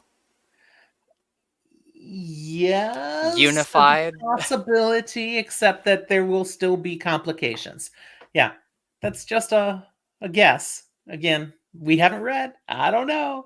I'm just happy to be along for the ride, though, with as well as they are doing this show. Yeah. Yeah, it's been super fun. I really never know what to expect. There's no way in a million years I could have predicted the ending of season 1. And yeah, and I'm interested because we've gotten so many time jumps in season 1. I'm like, is there a point where, maybe we get to the end of this season and that's the end of Rhaenyra's story, and then we move on to like the next generation and the next generation. I don't know exactly what the book covers as far as like how many generations it goes down. But it'd be interesting to see almost a complete cast shift like we did in season 1, where it went from like very young actresses to like completely different older actresses. It was pretty cool. John, put that up there. Next season will be Game of the Acolyte with dragon riding lesbian witches. Oh my, that's good. I sure hope not. As long as it's got a good story, I'm here for it. Right. Oh man. But yeah, I'll say it's looking good for the rest of the season, and I'm excited for whatever they want to give me. So Yeah, yeah. I'll keep cool. watching. And it's one of those shows my wife and I can watch together. She mostly Mm, watches to humor me, but yeah. she will sit through it. Just Well, like I get sucked into that Bridgerton once in a while. yeah. There's some give and take in marriage, right? Yeah, Um. we just celebrated 35 years, so Oh, the give and take is congratulations. working well. Yeah, and thank you. Nice. Thank you very That's much. awesome. Yeah. I think. Oh God, what was I just about to say about it? Ah, I totally spaced. I totally spaced. You're Um. still stuck on lesbian witches. I know it. Yeah, I know it's dancing there in my head. No, I was gonna say, I you were talking about being able to watch the show with your wife, and I think that that is something I've really enjoyed about this show, is that we get so many shows on these streaming services that just give you everything all at once. Hmm. And I like having the week by week by week thing because someone like my friend Nova that was in the chat earlier, it's like we can watch the episode on Sunday and then talk about it and be like, oh, what'd you think about this? It's just such a cool experience being able to talk with your friends about, whatever the hypest show is at the The moment. thing is, the show has to be good enough to carry those conversations through the week. This Yes. show is doing it, Yeah. but not all shows have enough to them. Right. Right. Right. Right. I've appreciated that the different streaming services give us different ways. Netflix just boom, drops the whole season at once. Amazon Sure. will give you 2 or 3 episodes up front, and then it's week to week after that. And then HBO sticks with its week to week to week format. I'm good with all the different varieties, but Yeah. it has been fun. It was like this for Game of Thrones, and it's Yeah. working for House of the Dragon, that we can talk about this stuff all week, waiting for the next episode. Yeah. Right. Right. Right. Right. Before we go, are you watching Dark Matter on Apple? Not yet. I've heard good things, but Ooh, again, only so much time to watch stuff. I So, know. I yeah. would, I would make that a priority if you Okay. can. Okay. It's so true to the And book. It's that's crazy. based on a Blake Crouch book, Blake right? Crouch book. Yeah. Yeah, That's on my he's PVR actually because of you. So yeah, yeah. I probably Yeah, don't want to watch until I read the book. That means though, I read that book. I'd say either yeah. Yeah, you could say that. I think he's the writer on the show. Like he's literally the head writer on the show, the author. Okay. And so the show is like scene for scene from the book, like straight Oh, up adapted. It's really cool. nice. Nice. Okay, last comment I'll read out unless we get a last minute funny one. Part of the appeal of the show is getting a true version of the story. The book is told from varying points of view that disagree on the story at points. Okay. See, I mentioned that earlier in the episode before Glenn got on. I think Glenn's the one I Unreliable heard that from narrator. before. So Yeah, yeah. he knows, yes, because he's read That's it. cool. We haven't read it That's yet. awesome. Cool. All right, guys. Well, that is going to be it for us. Maybe we'll do another one when we get to the season finale. I like the idea of just doing like the two halves of the season. Yeah, yeah. So maybe we'll get together again in another 4 weeks and we'll talk about episodes 5, 6, 7, and 8. I'd be That'd be here for awesome. that. Absolutely. That sounds like a good plan to me, Spencer. Cool, cool. But yeah, thank you everybody for hanging out with us and popping in. Shout out to John Douglas. I saw a comment somewhere that he was saying he wanted to get you on the show tomorrow for Dark Tower if you're free, I think. Yeah, he and I will have to talk about that. That could Yeah, happen. yeah. That'd Yeah. be fun. Shout out to Glenn. Thank you for hanging out with us and participating in the chat. Shout out to Shad Zaman, who's on our Patreon. You are awesome, man. Thank you so much for always showing up to these things.